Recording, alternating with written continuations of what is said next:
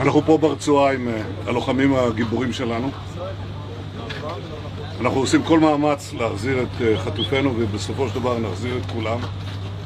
יש לנו 3 יעדים במלחמה הזאת: לחסל את החמאס, להחזיר את כל חטופינו, ולהבטיח שעזה לא תחזור להיות איום למדינת ישראל. ואני פה להגיד לחברים כאן, ללוחמים כאן, שאומרים לי את אותם הדברים, ואני חוזר ואומר את זה לכם, אזרחי ישראל. אנחנו ממשיכים עד הסוף, עד הניצחון. שום דבר לא יעצור אותנו.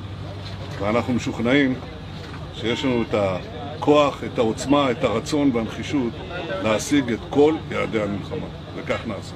הייתי שם למעלה, על הקיר, ישבתי עם סגן הרמטכ"ל, עם המפקדים, ועל הקיר היה כתוב, עם ישראל חי. אז עם ישראל חי, ועם ישראל גם מנצח.